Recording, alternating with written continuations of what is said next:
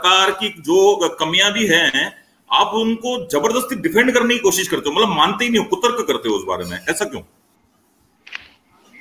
विशेषकर मोदी सरकार आने के बाद मतलब तर्क से आगे जाकर के कुतर्क करते हो देखिए, आप।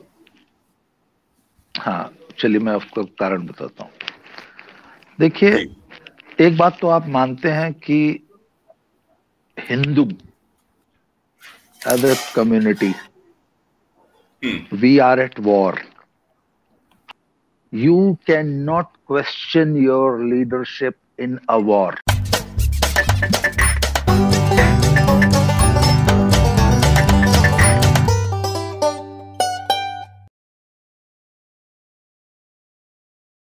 नमस्कार दोस्तों, भोपाल में आपका बहुत बहुत स्वागत है। और आज हम जुड़ेंगे दादा अजीत सिंह के साथ। 2-5 दोस्त और जुड़ जाएं तो फिर इस बातचीत को शुरू करते हैं। पहला लाइक आ गया है और काफी लोगों में एक्साइटमेंट था दद्दा के लाइव को लेकर के। और ये टीएफएस की चौपाल का तीसरा साक्षात्कार होगा। नितिन जी त्रिपाठी, नीरज मुसाफिर के बाद आज दद्दा रहेंगे हमारे साथ में और ये जुड़ना शुरू हो चुके हैं पाठक हमारे साथ और दद्दा भी आ गए हैं। बहुत बहुत स्वागत है दद्दा हमारे कार्यक्रम में आपका। Thank you very much. 20 से 25 दर्शक जुड़ चुके हैं। 2 से 3 मिनट का समय और लेंगे। 50 लगभग हमारे पाठक जुड़ते हैं, फिर हम इसको स्टार्ट कर देते हैं। मैं आपको बता दूं कि मैंने आज आपकी चौपाल के लिए विशेष तैयारी की है। मतलब मैं आज 3 या 4 दिन बाद नहाया हूँ। अच्छा, तो शेव भी कर लेते हैं? नहीं, शेव का साधन इसने की प्लेट देना यहाँ पे। असल में शेव के लिए प्रॉब्लम ये है कि चारों तरफ यहाँ पे हमारे यहाँ मनाली में बहुत स्ट्रिक्ट लॉकडाउन है। मतलब बाइक के अगले पहिए में हवा कम है और हवा भरवाने के लिए पिछले 4 दिन से हम लगातार ट्राई कर रहे हैं, बाइक में हवा नहीं भर रही है और सारी की सारी दुकानें बंद हैं। सिर्फ एसेंशियल कमोडिटीज जो हैं वो दिन में 10 से 1 3 घंटे के लिए खुलती हैं और उसके अलावा पूरा मतलब लोगों में आपके इंटरव्यू की इतनी उत्सुकता थी। जी आप बात खत्म करें फिर मैं शुरू करता हूं मेरी बात। तो दाढ़ी बनवाना जो है इसलिए पॉसिबल नहीं था और ये दाढ़ी इतनी बड़ी है कि घर पे बनाई नहीं जा सकती। घर पे बनाई दाढ़ी तो नहीं बनी पर मैं नहाया हूँ आज। मैंने 4 दिन बाद कंघी की है। अगर मैं अपनी ओरिजिनल शक्ल आप लोगों को दिखाता तो सब लोग कहते कि दद्दा तो वाकई बहुत ज्यादा बीमार है। नहीं, ये देश के ऊपर आपका बहुत बड़ा एहसान रहेगा कि आप नहाए भी हैं और कंघी भी करी आपने। ये देखिए मोनिका जी आ गई है। ठंड बहुत है। ये देखिए जैकेट पहनी हुई है, ये 0 डिग्री वाली। ये मोनिका ने 0 डिग्री वाली जैकेट पहनी है। मैंने भी ये जो मेरी जैकेट है ये -20 डिग्री वाली जैकेट है। और अब हम ये घर के अंदर ये जैकेट्स पहन के बैठे हुए हैं यहाँ पे। आज का जो मैक्सिमम टेम्परेचर था वो 4 डिग्री था और रात में 0 डिग्री है आज। 3 मिनट के अंदर 100 से ऊपर लाइव में लोग जुड़ चुके हैं और अब हम इस कार्यक्रम की विधिवत शुरुआत कर रहे हैं। टीएफएस की चौपाल में दद्दा अजीत सिंह का स्वागत करेंगे हम।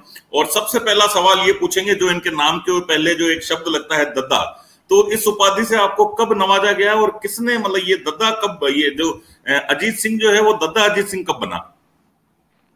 ये देखिए, शुरू में जब जैसे ही फेसबुक पे लोकप्रियता बढ़ी तो लोगों ने मुझे जो है, ये हिंदुस्तान में आमतौर पे दद्दा जो है वो एक बड़े भाई का एक संबोधन माना जाता है, तो लोगों ने वो दद्दा दद्दा कहना शुरू कर दिया और उसके बाद वो एक तरह से मेरे नाम के साथ चिपक गया दद्दा शब्द। और मैं तो अभी भी कहता हूँ कि यार अभी मेरे अलावा भी ना और बहुत से लोगों को ये कुछ लोग दद्दा लिख देते, तो मैंने कहा यार ये हर चूतिया अरे गहरे को तुम लोग ना दद्दा मत बोला करो। दद्दा हर एक को दद्दा बोलोगे तो फिर दद्दा शब्द की इम्पोर्टेंस भी खत्म हो जाती है। तो मैंने कहा दद्दा फेसबुक पे एक ही रखो, हर तीसरे को जो तुम लोग ये दद्दा बोल देते हो ना, दिस इज बैड, इसको बंद किया जाए। अगर आप मुझे बोलते हो तो मुझे जब मैं नया बनारस की सीरीज मैंने लिखी थी और आपने मेरे को प्रमोट किया था तो कई लोग मुझे भी कमेंट्स में दद्दा कहते थे, तो मैं कहता था भैया मैं दद्दा बनने लायक नहीं हूं अभी। और बहुत बढ़िया ये जो हमारे कार्यक्रम की पंचलाइन है TFS की चौपाल, tea talks with travelling foodie Saransh. तो चाय का कप आपके हाथ में भी है, मेरे हाथ में भी है। बहुत बहुत स्वागत। और अब हम ये आपके लिए इतनी लंबी सवालों की फेहरिस्त बनाई गई है, देखिए। तो 1 घंटे में हो गई पूरी तो भी ठीक, तो बकलोली चलती रहेगी ये पूरी। नहीं वो तो अपने तो हाँ नहीं, अभी इस बातचीत के दौरान भी तो बहुत सारे सवाल आएंगे ना। हाँ, सवाल तो वो आपको, आप मोबाइल से हैं, वैसे ये लैपटॉप का स्टूडियो है, आप मोबाइल से हैं तो ये नीचे आप देखिए चैट वाले ऑप्शन में साइड में जाएंगे तो आपको कमेंट्स दिखना शुरू हो जाएंगे। एक चैट करके ऑप्शन आ रहा है उसके साइड में, हाँ चैट वाले को क्लिक करेंगे तो साइड में कमेंट्स दिखने लग जाएंगे। लेकिन पाठकों के लिए सवाल पूछने का जो समय है वो हमने लास्ट के 15 मिनट पाठकों के सवाल लेंगे। फिलहाल बातचीत को हम विधिवत रूप से स्टार्ट करते हैं जी। आप एक रेसलर असल में अब ये सिर्फ सवाल ही, अब ये सिर्फ चैट ही दिख रही है और वो वीडियो दिखना बंद हो गया है जी। तो आप मैं ये सवाल अभी फिलहाल हटा देता हूँ। हाँ फिलहाल हटा दो, ये लास्ट के 15 मिनट में काम आएंगे हमको, जब हम इंटरव्यू खत्म करेंगे तब। अभी आप फिलहाल वीडियो पे आ जाइए जी। जी, आप एक कोच भी हैं, आप एक रेसलर रह चुके हैं, आप एक बाइक राइडर बहुत बढ़िया हैं, आप घुमक्कड़ भी हैं, लेखक भी हैं। तो आप खुद को क्या टाइटल देना चाहेंगे? मतलब किस विषय में आपको माना जाए कि एक होता है ना भाई, मैं व्यापारी हूं, सामने वाला लेखक है, नीरज घुमक्कड़ है। मतलब आपने इतने सारे कामों को गड़मड़ कर दिया, खिचड़ी बना दी। मतलब आप अपने आप को क्या टाइटल देना चाहोगे? नहीं, why should we confine ourselves in only one genre? हम आप मुझे सिर्फ एक प्रोफेशन या एक विधा या एक चीज में एक खूंटे से बंधा हुआ व्यक्ति के रूप में क्यों देखना चाहते हैं? Why cannot I be multifaceted? मेरे बहुत सारे रूप हो सकते हैं ना। मैं जब देखिए, मेरा सबसे बड़ा रोल तो पिछले 10 सालों में ये रहा कि I was a house husband. मेरी पत्नी काम करती थी, 10 नहीं 14 साल हो गए इस बात को। पिछले 14 साल से जी। मेरी पत्नी काम करने जाती थी और मेरा और मेरी पत्नी के बीच में एक ये पैक्ट था कि बच्चों को आप देखेंगे, because I was a wrestling coach और मेरे बच्चे पहलवानी करते थे। तो हमारे बीच में ये तय हुआ था कि सब मैं अगर देखूंगी तो मैं तो सिर्फ खाना बना सकती हूँ ना, पर आप हैं, आप खाना भी बना लेंगे बच्चों का और बच्चों की पहलवानी भी एज अ कोच भी काम कर लेंगे। तो हमने तय किया कि Monika will keep working and she will be the earning member of the family और मैं I will take care of the kids. तो वो मेरी बच्चों की देखरेख सुबह 4 बजे शुरू होती थी, क्योंकि मेरे बच्चे 5:30 बजे तो ग्राउंड में होते थे। तो सुबह 4:30 बजे मैं उठता था, 5 बजे इनको उठाता था और ये 5:30 बजे ग्राउंड पहुंच जाते थे। वहां से मेरी दिनचर्या शुरू होती थी और रात 11 बजे तक चलती थी और I was like a mother to them for 10 long years. तो मेरा सबसे बड़ा रोल, सबसे पहले तो I was a mother to my kids. उसके बाद जब मेरे बच्चे 5:30 बजे ग्राउंड में पहुंच जाते थे तो मैं एक रेसलिंग कोच बन जाता था। ओके। 8:30 बजे तक रेसलिंग कोच रहता था। फिर 8:30 बजे जब इनका जब वहां पे एक्टिविटी खत्म होती थी उससे 15 मिनट पहले मैं इनसे 15 मिनट पहले घर आ जाता था, जिससे कि इनका ब्रेकफास्ट तैयार कर सकूं जी। तो वहां से फिर मेरा मदर का रोल शुरू हो जाता था। तो आपके इस सवाल का अगर कंक्लूजन माना जाए तो व्हाई शुड, मतलब एक व्यक्ति को एक टाइटल से क्यों बांधना है? क्यों नहीं वो एक मल्टी स्पेशलिटी आदमी हो सकता, मल्टी पर्सनालिटी क्यों नहीं हो सकता? वो व्यक्ति का रोल हर घंटे में बदलता है। मेरा तो कम से कम मेरे जीवन में यही रहा है। लोगों को ये लगता है कि ये आदमी तो 24 घंटे घूमते रहता है। इनफैक्ट मैं जब एक पोस्ट डालता हूँ 1 महीने में और मान लीजिए 4 दिन के लिए घूमने, लोगों को लगता है कि ये तो घूमते हमेशा। मैं महीने में 26 दिन जाता हूँ। हाँ, मेरा घूमना लोगों को इसलिए कंफ्यूज करता है कि मान लीजिए अभी आपको अपने किसी ऑफिशियल काम से, किसी टूर से, किसी बिजनेस पे या किसी भी कारण से आपको जालंधर से दिल्ली जाना है या जालंधर से कहीं और उधर मोगा जाना है या 200-250 किलोमीटर दूर जाना है। तो लोग ये ऑप्शन चुने कि भाई कैसे जाए। कोई कहेगा मैं तो ट्रेन से जाऊंगा, मैं तो बस से जाऊंगा, मैं तो कार से जाऊंगा। अपना क्या भाई, अपन तो बाइक से जाएंगे, ठीक। और अपन ने बाइक उठाई तो मैं इनफैक्ट अपने ऑफिशियल टूर पे जा रहा होता हूँ, लोगों को ये लगता है ये तो घूम रहा है, ये तो बाइक पे घूम रहा है। तो मैं अपने हर एक्टिविटी में अपने लिए एंटरटेनमेंट और लेजर की एक्टिविटी ढूंढ लेता हूं। फॉर एग्जाम्पल, मुझे खाना बनाने का बहुत शौक है, तो जब मैं मान ला अपने बच्चों के लिए अगर मैं कुछ बना रहा हूं और उसको मैंने वीडियो रिकॉर्ड कर लिया और कहीं डाल दिया, तो वो तो मल्टीटास्किंग हो गई ना। मल्टीटास्किंग हो गई जी। इसी बुलेट से मैं एक सवाल किसी भी एक, मैं आपको बताऊं कि लेट मी फिनिश दिस, कि मैं खुद को किसी एक रोल में, किसी एक टास्क में या किसी एक विधा से बांध के नहीं रखना चाहता जी। अगला सवाल लीजिए। आपकी बुलेट राइडिंग से ही एक जुड़ा हुआ सवाल है कि आपने बहुत लंबे लंबे रस्तों पर बहुत लंबी लंबी राइडिंग की है, तो आपका लॉन्गेस्ट स्ट्रेच क्या रहा है बुलेट का? मतलब कितने किलोमीटर का स्ट्रेच किया है आपने? ये अभी तक का जो मेरा जो लॉन्गेस्ट रहा है वो दिल्ली, अपना जालंधर से जैसलमेर, लगभग उस दिन हमने 920 किलोमीटर बाइक चलाई थी। तो 920 सुबह चले थे करीब 4 बजे, लगभग 920 किलोमीटर थी, क्योंकि बीच में इधर उधर भी थोड़ा सा 10-20 किलोमीटर साइड में भी गए थे, कुछ ऐसे जरूरतें पड़ गई थी, तो लगभग 920 किलोमीटर रहा है जालंधर से जैसलमेर। ये आज तक का मेरा जो लॉन्गेस्ट रहा है। 920 kilometre from Jalandhar to Jaisalmer, J to J. जी अच्छा। हमारी एक पाठिका है, कल उनका बहुत बढ़िया सवाल आया आपके लिए। कल से हम सवालों को एकत्र कर रहे हैं आपके लिए कि दद्दा से क्या क्या सवाल पूछे जाएं, और हमने एक रायशुमारी भी करी कमेंट्स में कि आप दद्दा से क्या क्या सवाल पूछेंगे, और उन सवालों को मैंने इकट्ठा करके आपके 17 से 20 सवालों की सूची बनाई है। उसमें एक बहुत बढ़िया क्वेश्चन था कि आपका जो इंग्लिश बोलने का लहजा है वो बहुत अलग है, मतलब जिस तरीके से भारतीय इंग्लिश बोलते हैं उससे इंग्लिश बोलने का तरीका आपका अलग है, स्लैंग बिल्कुल डिफरेंट है आपका। मतलब क्या कारण है? मतलब आपकी एजुकेशन का इफेक्ट है, या मतलब आपकी इंग्लिश बहुत अलग तरीके का कारण है आपका? नहीं, देखिए मैं एक बात आपको, सिंपल बेसिक बात बताऊं जी। भाषा में जी स्लैंग नहीं आना चाहिए, जो शुद्ध भाषा होती है। जैसे फॉर एग्जांपल मैं आपको बताऊं कि हम लोग जो जिस आदमी की भाषा में रीजनल लैंग्वेज का असर ज्यादा होता है, जैसे कुछ लोग पंजाबी मीडियम से हिंदी या इंग्लिश बोलते हैं ना, जो पंजाबी आदमी अगर इंग्लिश बोलेगा तो समझ में आता है कि यह पंजाबी है। जैसे साउथ इंडियन जो है, मलयाली लोग अलग लहजे में इंग्लिश बोलते हैं। उसी तरह राजस्थानी जब हिंदी बोलता है तो हाँ, जब राजस्थानी या हरियाणवी आदमी जब हिंदी इंग्लिश बोलता है तो मैं तो जिला तक बता देता हूँ, क्योंकि मैं हरियाणा में बहुत लंबे समय तक रहा हूं। तो आप किस जिले के हरियाणवी हिंदी बोल रहे हैं, मैं आपको जिला बता दूंगा कि आप उस जिले के हो। तो मेरे साथ देखिए ये हुआ कि जब आप लैंग्वेज कोई पिक करते हैं तो जिन घरों में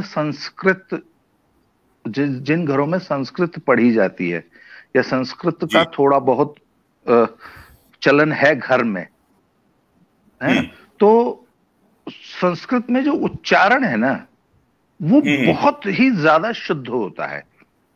तो मेरे घर में शुरू से, बचपन से, पिताजी के टाइम से संस्कृत का माहौल था। तो मेरी हिंदी और संस्कृत की वजह से मेरी जो हिंदी थी वो बहुत ज्यादा शुद्ध थी, उसमें किसी किस्म की रीजनल स्लैंग का वो नहीं आता था असर। जैसे मैं अभी भी कई सारी लैंग्वेजेस बोल लेता हूं, तो यदि मैं शुद्ध हिंदी बोलूंगा तो आप ये नहीं बता सकते कि ये आदमी एक्चुअली कहाँ का रहने वाला है। सवाल इंग्लिश को लेकर के था, किसी पंजाबी के साथ तो जैसे मेरी हिंदी का उच्चारण एकदम शुद्ध है, वैसे ही चूंकि मेरी शिक्षा जो है इंग्लिश मीडियम स्कूल में हुई, केंद्रीय विद्यालयों में, और केंद्रीय विद्यालयों में हालांकि बहुत ज्यादा अंग्रेजियत का माहौल नहीं रहता, पर इंग्लिश लैंग्वेज की लर्निंग केंद्रीय विद्यालयों में ठीक ठाक हो जाती है। और चूंकि मुझे बचपन से पढ़ने का बहुत ज्यादा शौक था, तो मुझे याद है कि मैंने 8वीं 9वीं में मतलब काफी सारा इंग्लिश लिटरेचर पढ़ना 9th क्लास से शुरू कर दिया था, और 9th क्लास से लेकर आज तक मैंने पढ़ा बहुत ज्यादा है। मतलब बीच में तो जब से ये सोशल मीडिया आया है, तब से हमारी एक्चुअल रीडिंग, जो बुक की रीडिंग है, वो कम हो गई है। नहीं तो सोशल मीडिया आने से पहले मेरी एक दिन की 18 घंटे की रीडिंग होती थी। मैं एक दिन में 4-5 अखबार, 4-6 मैगजीन्स और 200, 250, 300 पेज की बुक मैं 1-1.5 दिन में, 2 दिन में खत्म कर देता था। और आज एक बुक शुरू की है, कल खत्म की और कल दूसरी शुरू कर दी। मतलब मैंने ऐसी पढ़ाई पिछले लगभग 35 साल की। तो इंग्लिश पढ़ना और मतलब बोलना, मेरा जो भी इंटेलेक्चुअल एक्टिविटी होती है वो 90% इंग्लिश में ही होती है। मैंने आखिरी हिंदी की किताब ययाति पढ़ी थी 1992 में। उसके बाद से मुझे याद नहीं है कि मैंने कोई हिंदी की किताब कोई बहुत प्रोमिनेंट बुक पढ़ी हो। और लोगों को मेरे पढ़ना ही है ययाति पढ़ने के बाद मेरे वो तो मान लीजिए किताब उसको मैं मानता नहीं हूँ। वो तो जब मैं हिमाचल में आपके साथ घूम रहा था, आपको ध्यान हो तो हम लोग सेंज वैली में थे, आपने किताब की घोषणा की कि एक किताब लिखूंगा मैं पेरेंटिंग वाली के अलावा। पेरेंटिंग पे अलग से बात करेंगे हम लोग। तो आपने कहा एक किताब लिखूंगा, उसका टाइटल रखूंगा बकभोजरी के।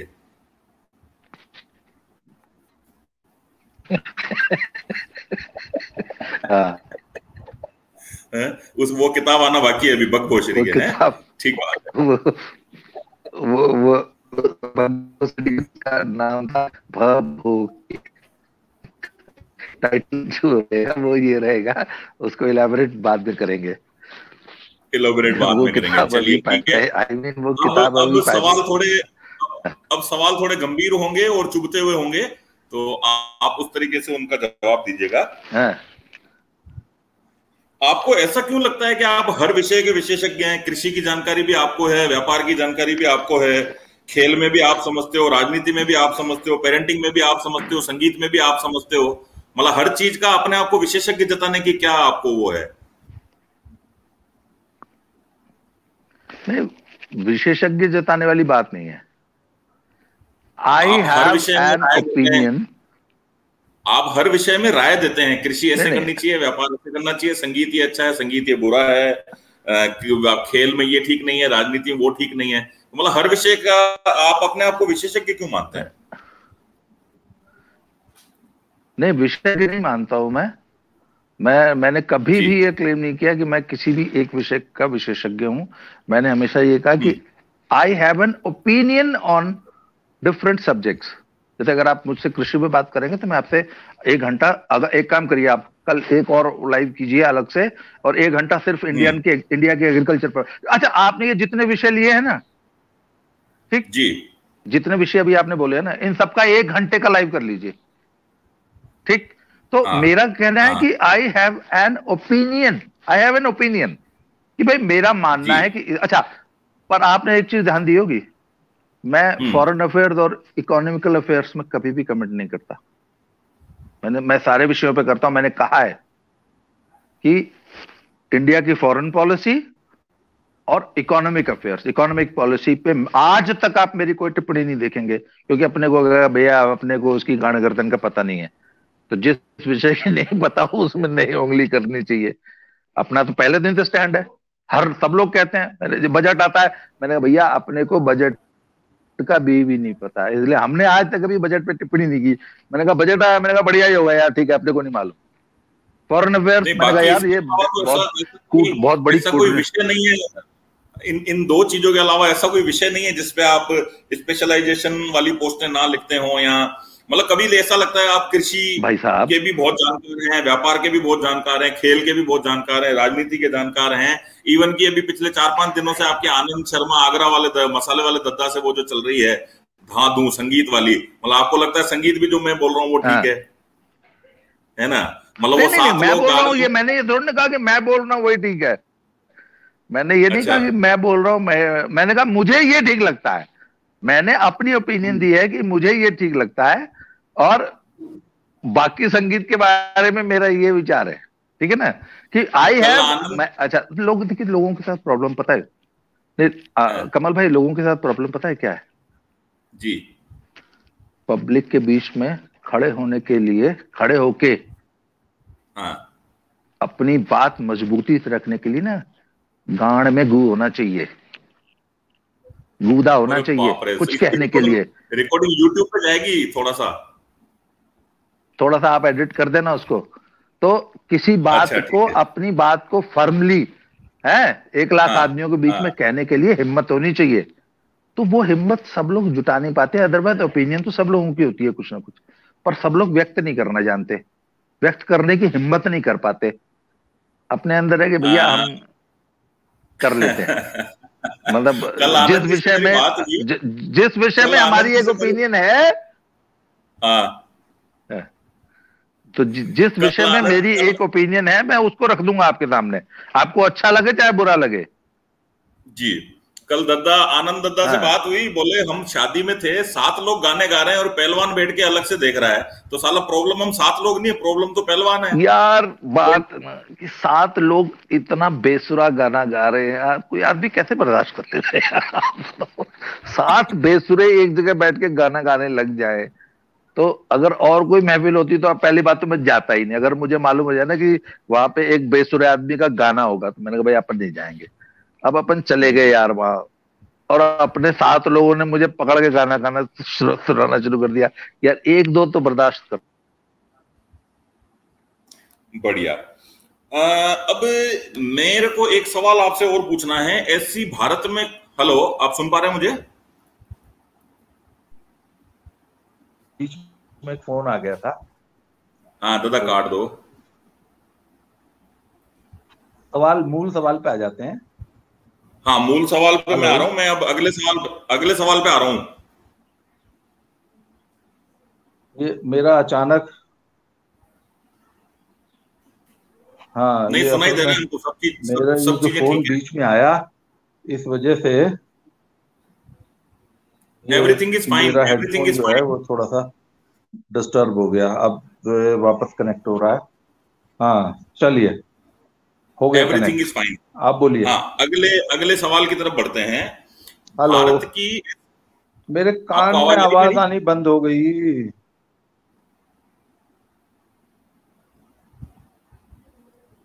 हेलो, आवाज आ रही है मेरी आपको? आवाज मेरे कान में नहीं आ रही, वैसे तो अगर ये उतार दूं तो आ रही है। हाँ आप हटा बोलिए। लो, हटा लो, हटा लो। हाँ हटा ली। ठीक है। एक अगला सवाल मैं कह रहा हूं कि भारत की ऐसी कोई कम्युनिटी नहीं है जिसको आपने गाली नहीं दी हो आज दिन तक। नहीं, कुछ नहीं हुआ। भारत की ऐसी कोई कम्युनिटी नहीं है जिसको गाली नहीं दी हो। उनमें जैसे डॉक्टर आपकी नजर में कपन कसोट है, वकील आपकी नजर में काले कोट वाला गुंडा है, व्यापारी चोर है, ठीक है, किसान हरामखोर है, स्कूल स्कूल वाले हेलो, चोर। पहले तो ना मेरी आवाज चली गई है, पहले मैं अपनी आवाज सेट कर लूं। ये अचानक क्यों, मैं इसको लीव करके दोबारा जोड़ रहा हूं क्योंकि ये आवाज मेरे माइक में आनी बंद हो गई। ठीक है, लीव स्टूडियो करके वापस आ जाइए।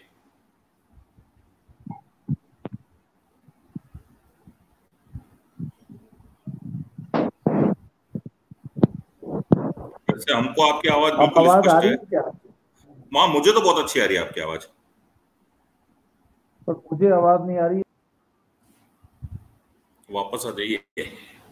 दादा 2 मिनट जुड़ रहे हैं वापस। दूर दराज बैठ करके लाइव सेशंस में ये टेक्निकल फॉल्ट्स आते हैं।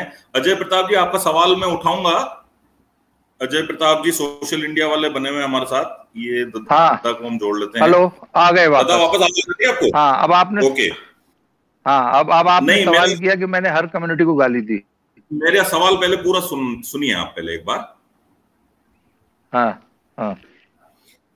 डॉक्टर आपकी नजर में कफन कसोट है, वकील काले कोट वाला गुंडा है, व्यापारी चोर है, किसान हरामखोर है, स्कूल वाले चोर हैं, गृहिणी काम चोर है। मतलब ऐसा कोई कम्युनिटी, ऐसा कोई व्यक्ति नहीं जिससे आप संतुष्ट हो। मतलब डॉक्टर तो कफन कसोट हो गया, वकील काले कोट वाला गुंडा है, व्यापारी चोर है, ये यूं है, ये यूं है, तो सही कौन है आपकी नजर में? मतलब पूरी दुनिया ही खराब है? नहीं, बात ये नहीं है। देखिए, हिंदुस्तान में या हमारे समाज में जब भी आदमी कोई मंच से बोलता है या लिखता है या कोई भी विधा पे जब काम करता है ना, तो उसका एक ही मोटिव होता है कि सबको खुश रखो, कोई नाराज नहीं होना चाहिए। सबको खुश रखो, कोई नाराज नहीं होना चाहिए तुम्हारे लेखन से या तुम्हारे भाषण से। मतलब सबको मीठी गोली दे के सबकी उसको हम लोग उसको सब कहते लिपापोती करते रहो, पर सच्चाई बोलने की हिम्मत 99.99% लोग नहीं करते। अब आगे सुनिए। लखनऊ के वकील से एक आदमी की एक मोटरसाइकिल से एक आदमी की कार टच हो गई।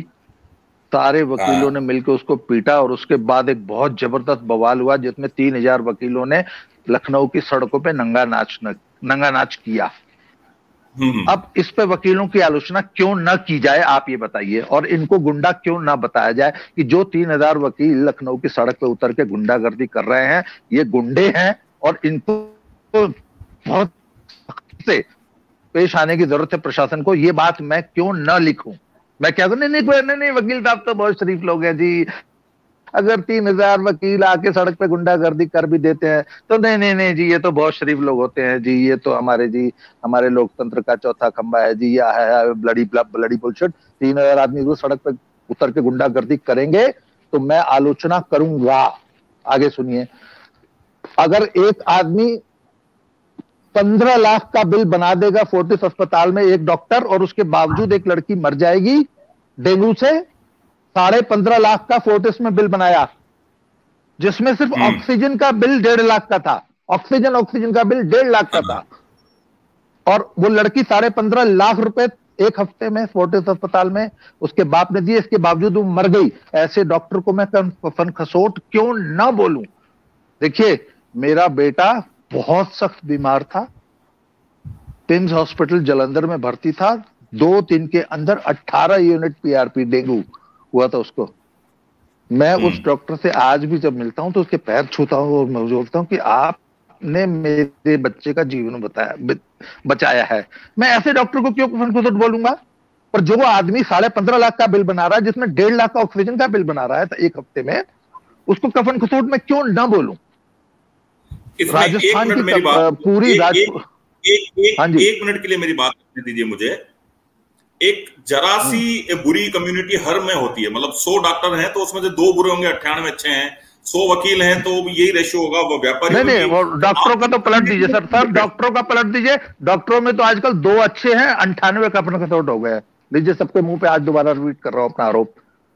100 में से 2 अच्छे डॉक्टर मिलेंगे, 98 कफन खसोट हो गए। और बोलिए, आई रिपीट माई एलिगेशन। हाँ जी। अच्छा, ये कि यही राय आपकी तो, स्कूल के बारे में? स्कूल की बिल्डिंगें खत्म हो जाएगी, स्कूल खत्म हो जाएंगे? अरे बाप रे बाप, ये प्राइवेट स्कूल से बड़ा डाकू तो इस धरती पे पैदा नहीं हुआ। अब मेरी बात सुनो। मान लीजिए आप कहीं रेस्टोरेंट में दाल खाने गए, 280 रुपए की उसने एक प्लेट आपको दाल दी। हाँ, तो चलो, बेशक 280 रुपए एक प्लेट दाल के लिए, पर आपको चलो भरपेट खाना तो खिलाया ना।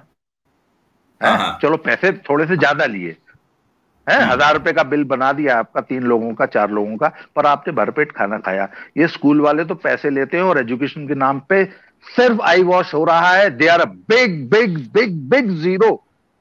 एजुकेशन के नाम पे ये बच्चे को किल कर रहे हैं, मार रहे हैं। They are killing your child in these private school. ये जितनी बड़ी दुकान होगी, अच्छा अगर छोटा सा प्राइवेट स्कूल है वो बहुत अच्छा होगा, जितनी बड़ी दुकान होगी, अगर 100 करोड़ का प्राइवेट स्कूल है तो वो आपके बच्चे का खून चूस रहा है, आपसे पैसे ले रहा है, and they are killing your child. आपके बच्चे की जिज्ञासा को, आपके बच्चे की इंक्विजिटिवनेस को, आपके बच्चे की पूरी पर्सनैलिटी को ये लोग किल कर रहे हैं। ये जितनी बड़ी बड़ी दुकानें खोल के बैठे हैं, इसलिए मैं इनकी आलोचना करता हूं कि इनसे अपने बच्चों को बचाइए। जैसे आप स्कूलों में बड़ी बड़ी दुकानों को क्लेम कर रहे हैं, तो इस प्रकार से डॉक्टर क्लेम कर सकते हैं जो ब्रांड बिल बना रहे हैं। आप उसमें डॉक्टर्स पे क्यों आ जाते हैं? कसोट है वो, उस कॉर्पोरेट कल्चर के दबाव में है, इसलिए बिल बना रहा है। वो कॉर्पोरेट ने बिल बनाया, डॉक्टर ने थोड़ी बनाया। भाई साहब, प्राइवेट जो छोटा सा क्लिनिक खोल के बैठा है ना डॉक्टर, है ना, चलिए हम फोर्टिस को और मेदांता को छोड़ देते हैं। जो डॉक्टर एक छोटा सा 3 कमरे का क्लिनिक खोल के बैठा है ना, वो भी मरीज को ऐसे चूसता है। सब लोग नहीं, मैं देखिए, मैं सब पे आरोप नहीं लगा रहा हूं, पर जो चूसते हैं वो ऐसे चूसते हैं कि अपनी, अरे भैया तुमने 500 रुपए कंसल्टेशन फीस ले ली, अब तो तुम्हारा पेट भर जाना चाहिए। आपने 500 रुपए कंसल्टेशन फीस ले ली ना, क्लिनिक में घुसने से पहले मेरी आपने 500 रुपए की पर्ची काट दी। अब आप उसमें जितने भी आपके पैथोलॉजिकल टेस्ट होंगे सब में आपको कमीशन मिलता है कि नहीं मिलता है। उसके बाद आप दवाइयां ऐसी लिख रहे। मैं आपको बताऊं, मुझे कान में ओटाइटिस हो गया, एक डॉक्टर ईएनटी स्पेशलिस्ट के पास मैं गया, उसने मुझे एक एंटीबायोटिक लिखी जिसकी कीमत 650 रुपए थी। 650 रुपए की 10 गोलियां। तो मेरे एक दोस्त है, वो एमडी डॉक्टर हैं, मैंने उनको फोन किया, मैंने कहा यार वो ओटाइटिस की प्रॉब्लम है और ऐसे ऐसे ये डॉक्टर साहब ने जो है ये मुझे 650 रुपए का एंटीबायोटिक 10 कैप्सूल लिख दिए। उसने बोला केमिस्ट से जाके मेरी बात कराना। वो उन्होंने केमिस्ट से बात की, केमिस्ट ने मुझे उसी सॉल्ट का सेम एक 10 गोलियों का पत्ता 65 रुपए में दे दिया। 65 रुपए। और वो जेनरिक मेडिसिन भी नहीं थी, डॉक्टर रेड्डीज की मेडिसिन थी, 65 रुपए की। अच्छा। उसके वो पता नहीं किस ब्रांड की दवा, डॉक्टर 650 रुपए। अब ऐसे डॉक्टर को मैं कफन खसोट क्यों ना बोलूं, आप मुझे बताइए यार। तुमने मेरे से कंसल्टेशन फीस लेने के बाद भी दवाई में भी तुमको 600 रुपए चाहिए, उसके बाद पैथोलॉजी टेस्ट में भी तुमको 600 रुपए चाहिए। आप मुझे बताइए ना, आप मुझसे मतलब 1800 रुपए कमाएंगे, पैथोलॉजी टेस्ट में भी आपको कमीशन चाहिए, आपको दवाइयों में भी कमीशन चाहिए, आपको अपनी कंसल्टेशन फीस भी चाहिए। 15 दिन बाद में दोबारा जाऊंगा तो आपको फिर से दोबारा कंसल्टेशन फीस चाहिए। Why shouldn't I call you? मैंने आपको कंसल्टेशन फीस पे तो कौन सा कफन खसोट नहीं बोला ना। ठीक है, आपके कंसल्टेशन फीस 500 रुपए है, मैं खुशी खुशी देने को तैयार हूं। अब तो मुझे मत लूटो यार। और ये मरते हुए लोगों को मैंने लूटते देखा, those who are on death bed, उनको लूट रहे हैं ये कम्युनिटी उनको लूट रही है। आज भी आप कोविड के माहौल में चले जाइए, बड़े अस्पतालों में जो बिल बनाए जा रहे हैं, कोविड का इलाज 600 रुपए तो ऊपर का है ही नहीं है। कोविड की सारी दवाइयां आप 10 दिन का कोर्स कर लीजिए, 600 रुपए तो ऊपर की नहीं होंगी। मैं दावे के साथ, गारंटी के साथ कहता हूं। किसी प्राइवेट अस्पताल में चलिए, आपका 5 लाख का 10 लाख का 10 लाख का बिल बना देंगे ये। तो मैं इनकी आलोचना क्यों ना करूं?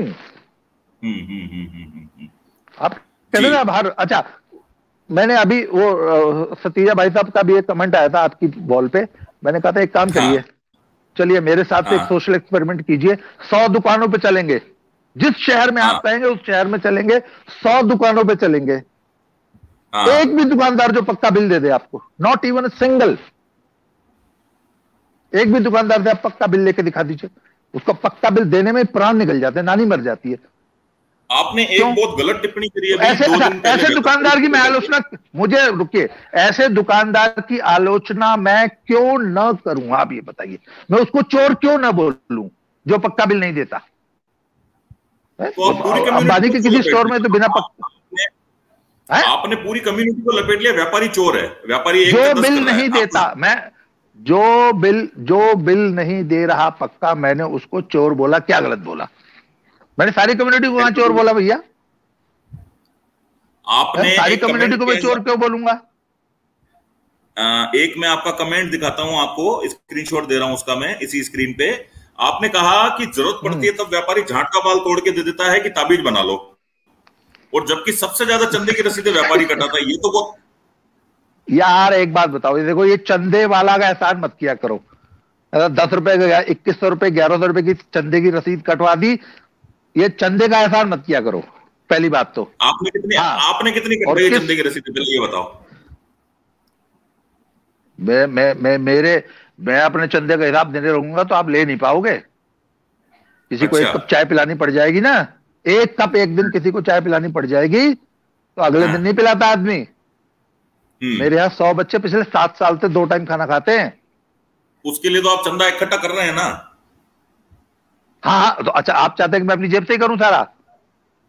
तो व्यापारी तो अपनी जेब से रसीद कटाता है ना सर, वो चंदा लेके चंदा। एक मिनट, ठीक है, एक मिनट, चंदा लेके मैं खाना खिलाता हूं, बच्चा आके वहां उद्यान में अपनी पैंट में टी कर देता है, कई बार मेड नहीं होती, साफ करना पड़ता है।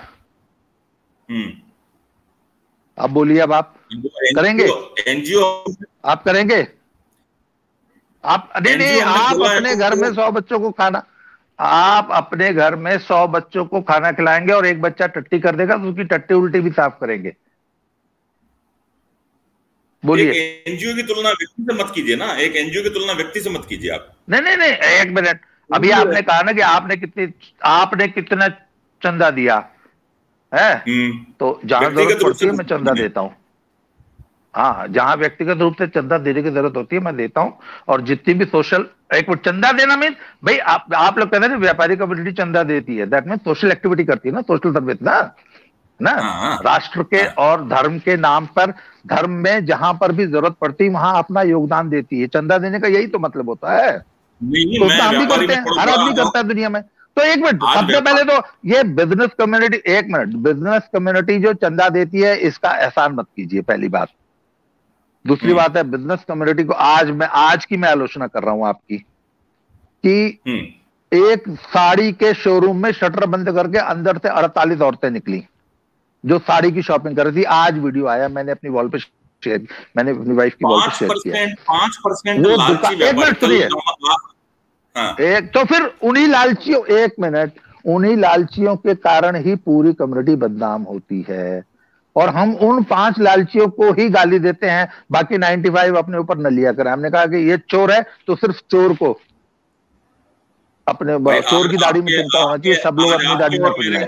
आज आपके और मेरे म्यूचुअल फ्रेंड हैं, दोनों को अपन परिचित हैं। गोविंद जी अग्रवाल ऋषिकेश वालों ने एक व्यापारी हैं, लेकिन एक पहल करी कि जो प्लाज्मा डोनेट करके आएगा मैं अपना स्टे फ्री देता हूं। उसको आपने भी प्रमोट किया, आपने भी कहा मनाली में दूंगा। तो व्यापारी हर जगह पे सहायता करता है, हर जगह रसीद कटाता है, चंदा रसीद होती है। सोशल एक्टिविटी में चाहे होली का चंदा हो, चाहे दिवाली का हो, चाहे रामलीला का हो, हर एक्टिविटी में भाग लेता है। और फिर आप कहते हैं कि वक्त जरूरत पड़ने पर व्यापारी झाट का उबाल दे देता है। सबको क्यों लपेटते हो आप? भैया मैंने एक तो पहली बात सबको नहीं लपेटा, दूसरी बात है कि अच्छा अब सुनिए, एक व्यापारी अपना शटर बंद करके 48 औरतों को साड़ियां बेच रहा था, उसमें से अगर 20 को कोरोना हो गया, उसमें से 2-4 मर गई, 2-4 मर गई अगर, तो आप तो कहोगे ना जय सरकार फेल है, मोदी इस्तीफा दो।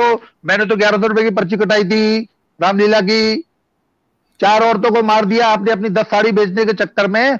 48 औरतें आपने अपनी शोरूम में घुसा रखी थी, जिसमें से 20 को कोरोना हो गया, जिसमें से 5 मर गई, और आपने 1100 रुपए की पर्ची कटाई थी रामलीला की। ये कौन सा जस्टिफिकेशन हुआ? तो मैं उस व्यापारी को गाली देता हूं जो इस लॉकडाउन के माहौल में भी, जिसको अपनी साड़ी की दुकान चमकानी है, चाहे दुनिया मरती है तो मर जाए, मैं ऐसे व्यापारी को गाली देता हूं और दूंगा। जो आदमी अपनी एक साड़ी बेचने के लिए पूरी कम्युनिटी की जान को खतरे में डाल रहा है, ऐसे आदमी की आलोचना क्यों न की जाए। और पूछिए अगला सवाल। तो चाय ठंडी हो गई, एक और बनवा लो। तो हाँ, मैं भी बनवा लेता हूं। तो सर बात पता है क्या है, अपना तो एक सिंपल फंडा है, किसी भी गलत काम को क्रिटिसाइज करने के लिए हिम्मत चाहिए। जब आप किसी को क्रिटिसाइज करेंगे तो बहुत से लोग नाराज हो जाते हैं, और आज की दुनिया में कोई किसी को नाराज नहीं करना चाहता। पर अपने को साहब एमएलए, अपने को गांव प्रधानी का चुनाव नहीं लड़ना है, मुझे एमएलए नहीं बनना है, मुझे किसी को खुश रखना ही नहीं है। 48 महिलाएं समझ में। मैं एक मिनट सुनिए, रुकिए, मैं सर एक मिनट, कमल भाई, मैं किसी को खुश करने के लिए नहीं लिखता हूं, मैं तो इसलिए ही लिखता हूं कि लोग पढ़ें और नाराज हों। मेरा लेखन किसी को खुश करने के लिए नहीं। भले उस लेखन में तर्क ना हो तो नाराज ही करना है खाली, है ना? तर्क नहीं आए, मैं बिना तर्क, मैंने तो इतने सारे तर्क दिए ना। साड़ी वाले का तर्क दिया, आप उस तर्क को काट दीजिए। उस साड़ी वाले को अगर चोर बोल रहा है, साड़ी वाले, मैं उस तर्क को काट रहा हूं, सुनो मेरी बात। साड़ी वाले व्यापारी ने शटर खोला, लेकिन वो 48 लोग जिम्मेदार नहीं है जो साड़ी लेने चले गए। उनको क्या बोलोगे? उनको तो गाली नहीं देते हो? क्यों? अगर उसने शटर बंद, अगर उसने कानून का पालन किया होता और शटर बंद रखा होता तो वो 48 लोग नहीं आ पाते। वो 48 लोग भी blame, they are equally to blame. मैंने ये नहीं कहा कि उनको मैं उनके आरोप से बरी करता हूं, वो अपनी जान खुद खतरे में डाल रहे हैं। पर ये भाई साहब को अपनी दुकान बंद रख लेना। 15 दिन में अगर तुम्हारी साड़ी नहीं बिकेगी, तुम कहीं नहीं मरने जा रहे यार, करोड़पति आदमी हो। अगर 10 दिन तुम्हारी दुकान बंद हो जाएगी, तुम मरोगे नहीं यार। कोई ऐसा तुम्हारा करोड़ों का नुकसान नहीं हो जाएगा। साड़ी कोई केला नहीं है जो 2 दिन में खराब हो जाएगा, 10 दिन बाद बेच लेना उसको। तो ऐसे व्यापारी की आलोचना क्यों न की जाए? आज होटल मतलब आपकी साड़ी बिकनी चाहिए चाहे सारे शहर को कोरोना हो जाए, क्यों? आपकी साड़ी बिकनी चाहिए। आपने आज के वीडियो को केंद्र बिंदु बना लिया। मैं तो अदर एग्जांपल लीजिए। हाँ, आप ट्रैवल इंडस्ट्री, आप मेरा ही उदाहरण ले लीजिए। आप बिंदु बना लिया, आपने लिखा है कि व्यापारी वो होता है जो मौका मिलते ही 1 के 10 कर लेता है, चोर होता है। अब मेरी इंडस्ट्री के बारे में बात करें, मैं कब 1 के 10 मैंने ये कभी नहीं लिखा कि 1 के 10 कर लेता है चोर होता है। वो किसी कॉन्टेक्स्ट में कुछ और लिखा होगा, आप मुझे मिसकोट कर रहे हैं। 1 के 10 बनाना ये व्यापार का नियम है। हर आदमी 1 के 2, 1 के 4, 1 के मौका पड़ने पर 1 के 10 बनाता है। इसमें कोई बड़ी चीज नहीं है। पर आप अपनी सामाजिक सोशल रिस्पॉन्सिबिलिटी से भाग नहीं सकते हैं, और अगर आप भाग रहे हैं तो आपको इसकी आलोचना सहनी पड़ेगी। एक स्क्रीनशॉट मेरा एक आरोप है आपके, एक स्क्रीनशॉट दिखा रहा हूं आपका लिखा हुआ, जस्ट अ मिनट।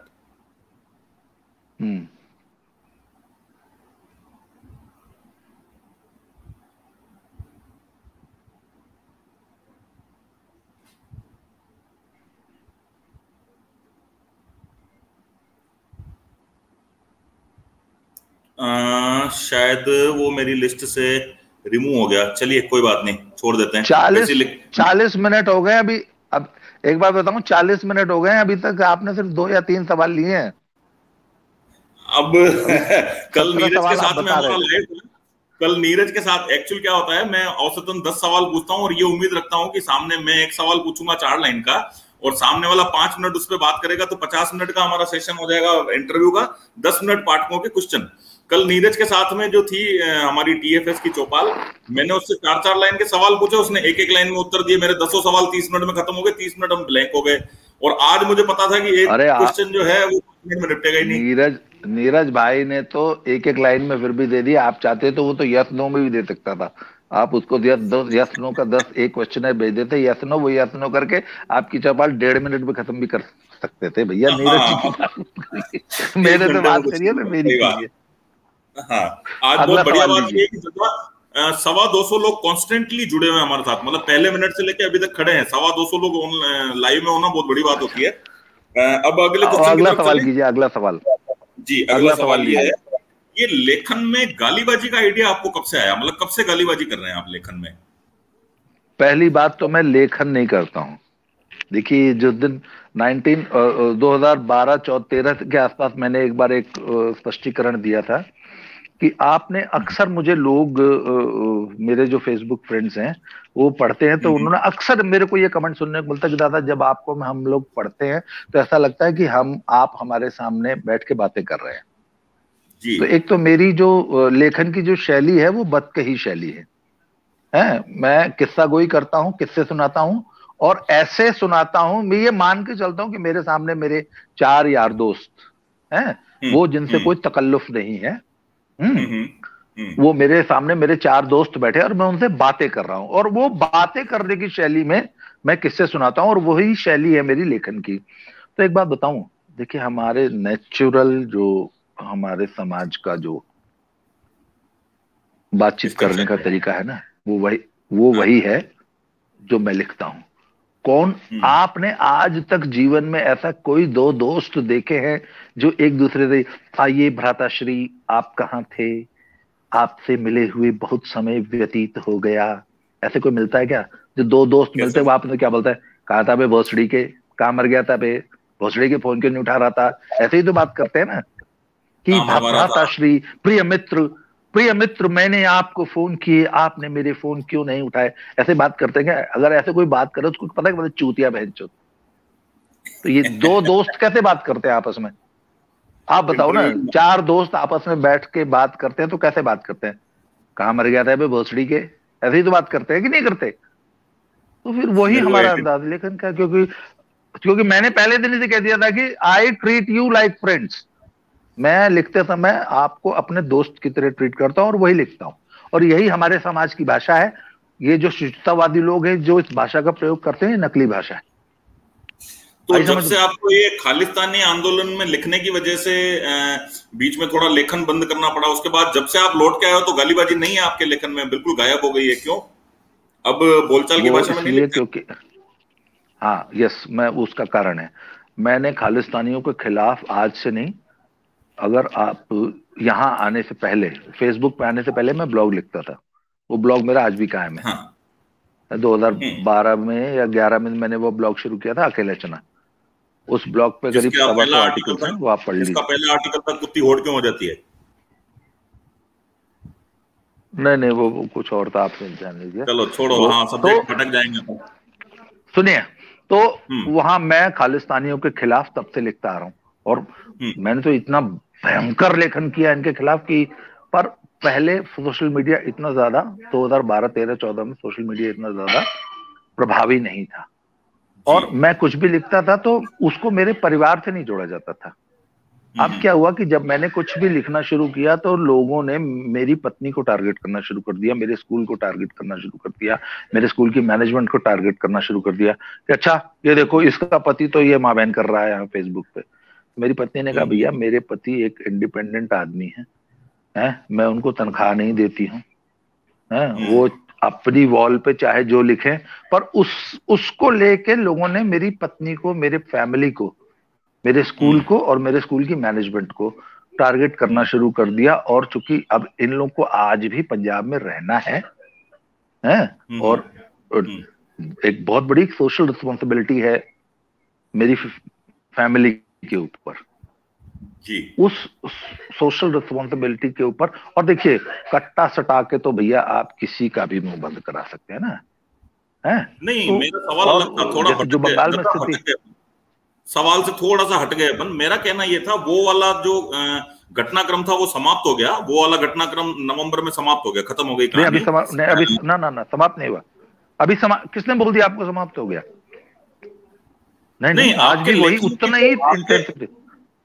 आपके लेखन की जो रुचिपूर्ण जो बात थी ना, जैसे आप गालियां लिखते थे, मजा आता था, तो आपने गाली लिखना ही बंद कर दिया आजकल पिछले 6 महीने से। बिल्कुल नहीं, कहाँ बंद कर दिया? अभी पिछले दिनों के आप मेरी वॉल उठा के देखिए तो आपने ध्यान नहीं दिया अभी, इसका मतलब। मैं आप सी फर्स्ट है, मैं आपका एक भी आर्टिकल मिस नहीं करता हूँ। नहीं तो ऐसी कोई बात नहीं है, मैंने इतना अपने आप को बहुत ज्यादा टोन डाउन नहीं किया है। हाँ, यह जो मैंने खालिस्तानियों पे लिखना, खालिस्तानियों पे लिखना मैंने बंद कर दिया है सुरक्षा कारणों से। नहीं, वो मैं उनकी खालिस्तानी की बात नहीं करता। मैं तो आपके जो रूटीन लेखन में जो गाली थी ना, मतलब आप किसी भी चीज को बड़े चुटीले अंदाज में गाली देते हुए लिखते थे, तो वो शैली थोड़ी सी कॉम्प्रोमाइज हो गई है। वो उसी वजह से, वो सुरक्षा कारणों से। तो शैली आपकी कॉम्प्रोमाइज हुई है? नहीं, आज मैं अगर कुछ भी लिखता हूं तो वो सीधे मेरी पत्नी को पढ़ के सुनाया जाता है, ये देखो आपके हस्बैंड ने आज फिर ऐसा लिखा है। तो उस घटनाक्रम की आपने एक चीज ध्यान नहीं दी है, रुकिए, आपने एक चीज ध्यान नहीं दिया कि मेरी बहुत सी पोस्टें आने के 1 घंटे बाद या 2 घंटे बाद हटा देता हूं मैं, ये आपने ध्यान नहीं दिया होगा। आप चेक करिएगा, मेरी ऐसी कम से कम 25 पोस्टें हैं, 25 पोस्ट हैं जो कि मैंने लिखी और 1 घंटे बाद हटा दी, क्योंकि अगर मैं नहीं हटाऊंगा तो वो लोग वैसे तो स्क्रीनशॉट लेके भी मेरी पत्नी को पढ़ाते हैं कि देखो तुम्हारा पति अभी भी ये सब उल्टा सीधा लिख रहा है। तो उन बाजों से मुझे जो है, तो मतलब वो जो घटनाक्रम हुआ था उसके बाद आपका लेखन कंप्रोमाइज हो गया है, कुल मिला के ये मान सकते हैं? बिल्कुल है, बहुत से विषयों पे मैंने लिखना बंद कर दिया सुरक्षा कारणों से, बिल्कुल हुआ है। और सुनिए, ये तो चलिए पंजाब है ना, आप बंगाल में जाके कुछ लिख के दिखा दीजिए ना ममता बनर्जी के खिलाफ।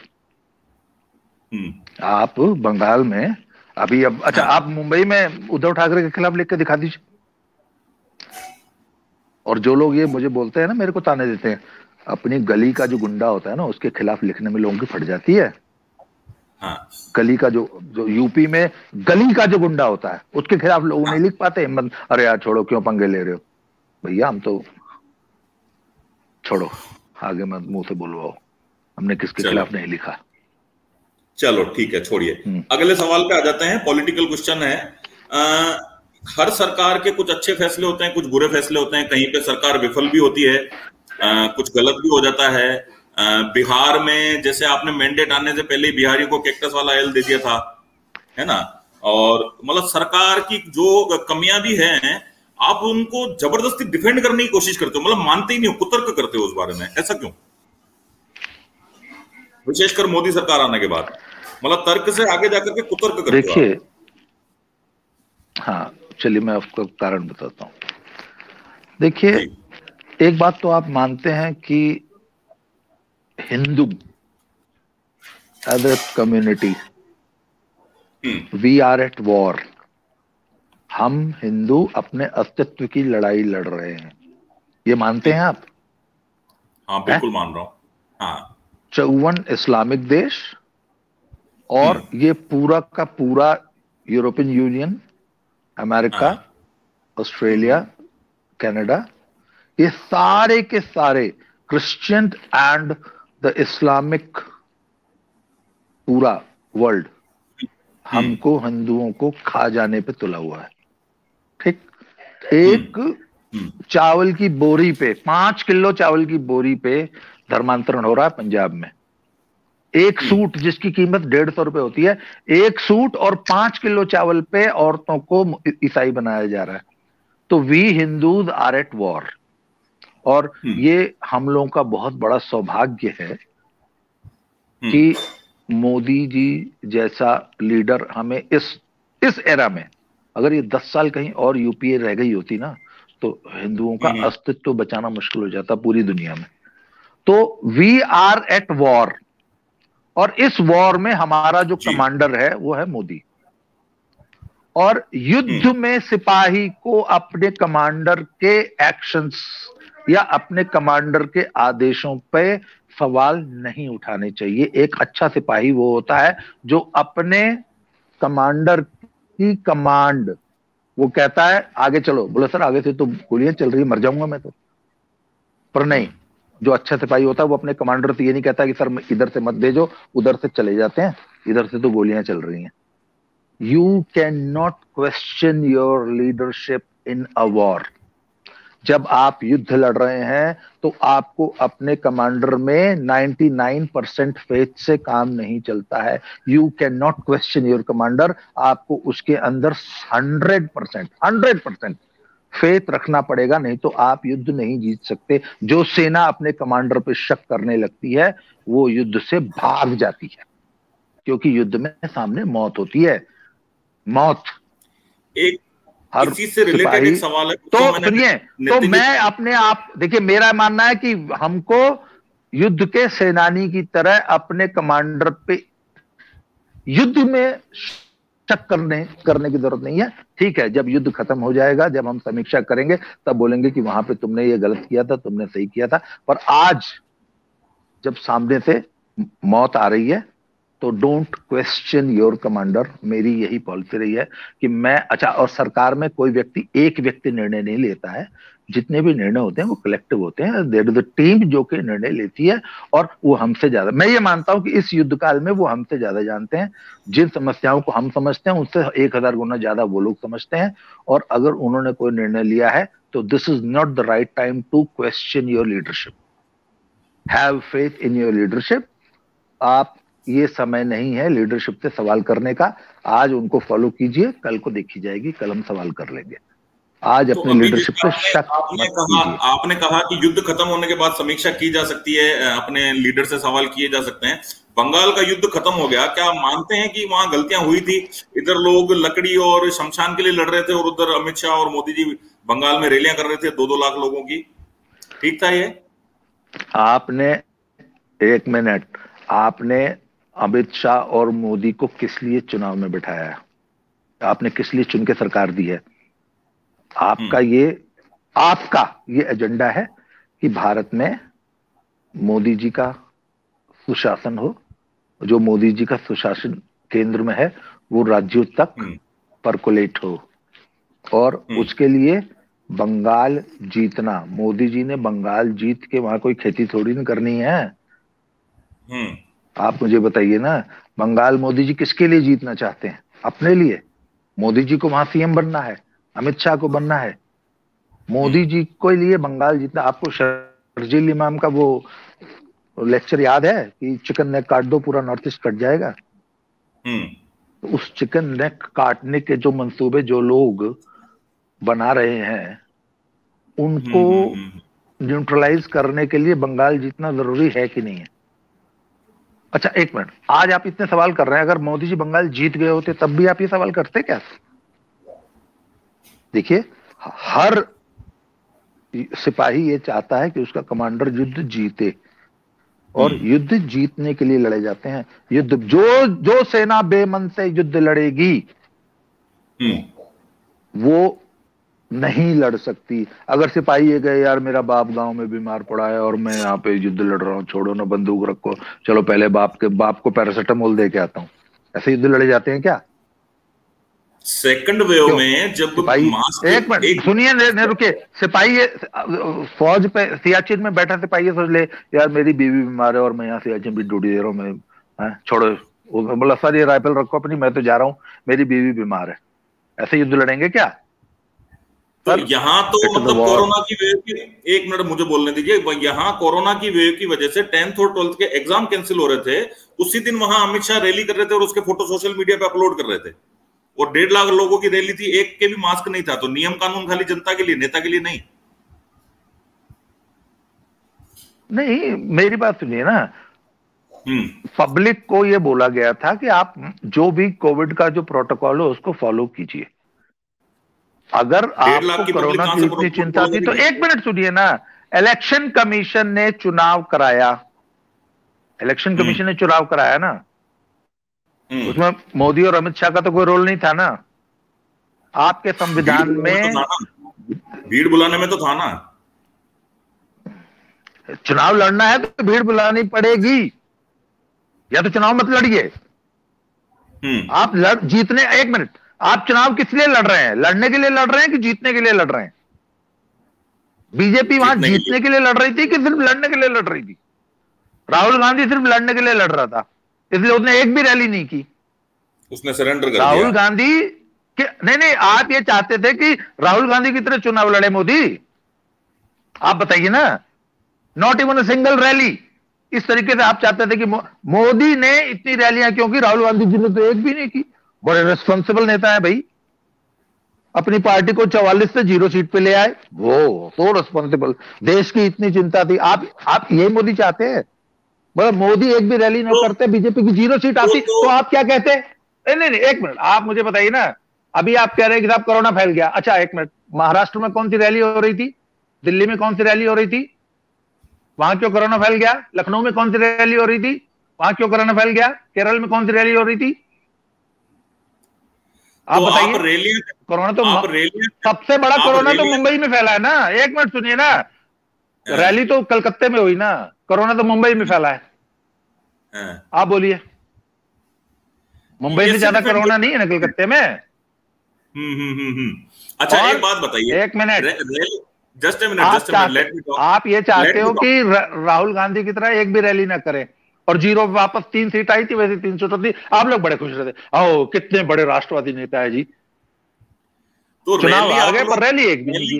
रैली आप लोग रोड पे करोगे, लोग 1 लाख लोग इकट्ठे, मेरी बात सुनिए, लोग 1 लाख लोग आप इकट्ठे करोगे रैली में, लेकिन बंगाल में भाजपा कार्यकर्ताओं के खिलाफ जो हिंसा होगी उसका धरना आप ऑनलाइन दोगे? मतलब उसके लिए आपका कोरोना हो रहा है लेकिन रैली के लिए कोरोना नहीं है आपका, है ना? नहीं, ये किसने, ये आपसे किसने बोल दिया कि ऑनलाइन धरना हो रहा है? जो आदमी दिल्ली में बैठा है वो तो ऑनलाइन धरना देगा, पर जो कलकत्ते में बैठा है, जो वहां 24 परगना में बैठा है, या जो पुरुलिया में बैठा है और जो मालदा में बैठा है, वो वहां मौके पे जमीन पे लड़ रहा है। किसने बोल दिया आपको ऑनलाइन धरना दे रहा है? आज आप अगर भीलवाड़ा से आपको कुछ कहना होगा तो कलकत्ते पे अगर कुछ बोलोगे तो बोले यार ये देखो ऑनलाइन बोल रहा है। भीलवाड़ा से आपको कुछ कहने का हक नहीं है ना, आपको पुरुलिया जाके ही बोलना पड़ेगा ये किसने बोल दिया। आप भीलवाड़ा में रह के भी तो कलकत्ते की बात कर सकते हो कि नहीं कर सकते हो? इसमें गलत क्या है? हम दोनों बैठ के आज बंगाल को डिस्कस कर रहे हैं, टेलीफोन पे कर रहे हैं, मैं मनाली से कर रहा हूं, आप भीलवाड़ा से कर रहे हैं। बोले यार वो कितने बड़े बकचोद हैं, इनको तो जाके पुरुलिया में ये करना चाहिए। क्यों? नो, ये तरीका नहीं होता। जो जहां बैठा है वहीं से वो अपनी लड़ाई लड़ रहा है। जो जहां पुरुलिया में जो मैदान में बैठा है ना, मालदा में, वो मालदा में लड़ रहा है, अपनी गली में लड़ रहा है। तो हम अपने जो भीलवाड़ा में बैठा है वो भीलवाड़ा में लड़ रहा है, लगा के और ऑनलाइन धरना दे रहे हैं, वो धरना काउंट हो रहा है हमारा, है ना? नहीं नहीं नहीं, जो आदमी भीलवाड़ा में बैठा है, आप बताइए ना, आपको अगर धरना देना होगा आज बंगाल में हिंसा के खिलाफ, तो कहां कैसे दोगे आप? मुझे तरीका बता दो। जाओगे ना पुरुलिया? आज कमल रामवानी को इस वक्त शाम 6-7 बजे धरना देना है, कैसे देगा? पुरुलिया जाएगा या भीलवाड़ा में ऐसे ऑनलाइन देगा जैसे अभी दे रहा है? ये हम दोनों धरना ही तो दे रहे हैं ना बंगाल की हिंसा के खिलाफ। क्या गलत है इसमें? जो आदमी दिल्ली में बैठा है वो अगर बंगाल हिंसा के खिलाफ बोल रहा है तो कैसे बोलेगा? या तो बोले कि नहीं नहीं, दिल्ली वालों को और भीलवाड़ा वालों को कोई बोलने का हक नहीं है, जो मालदा में बैठा है सिर्फ वही बोलेगा बंगाल में। 303 सीटें लेकर के भी तर्क देते हैं आप लोग।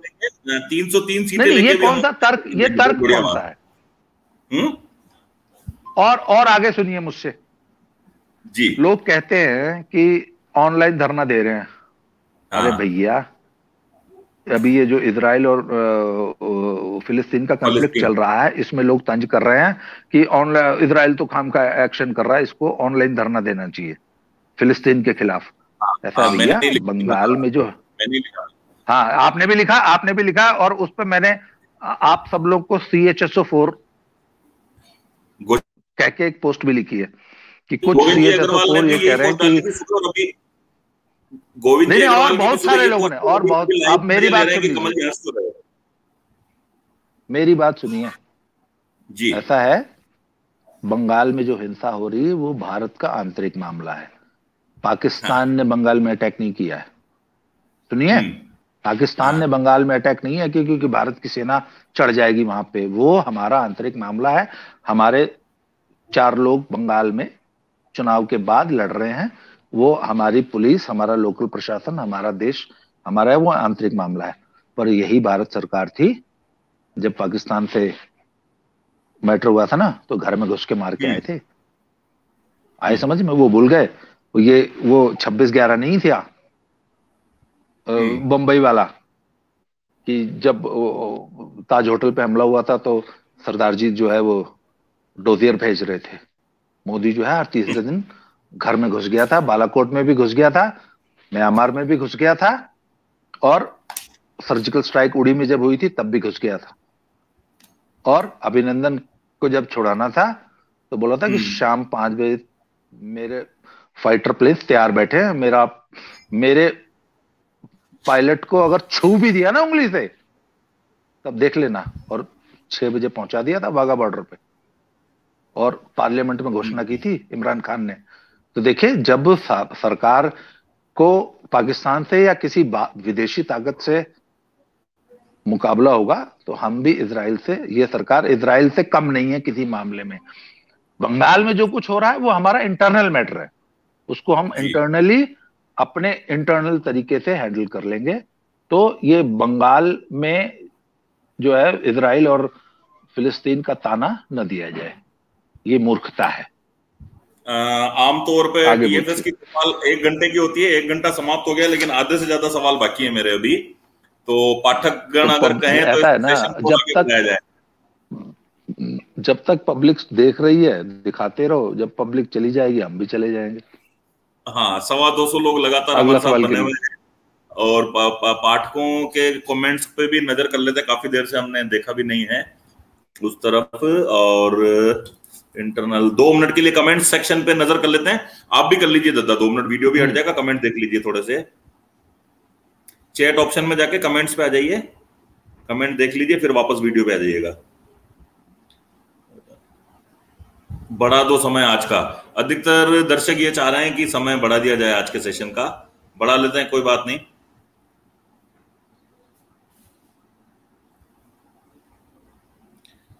तालियां बजती रहनी चाहिए। और इस गर्मा गर्म बातचीत के बीच में मेरी आ गई है भेलपूड़ी बन के टकाटक।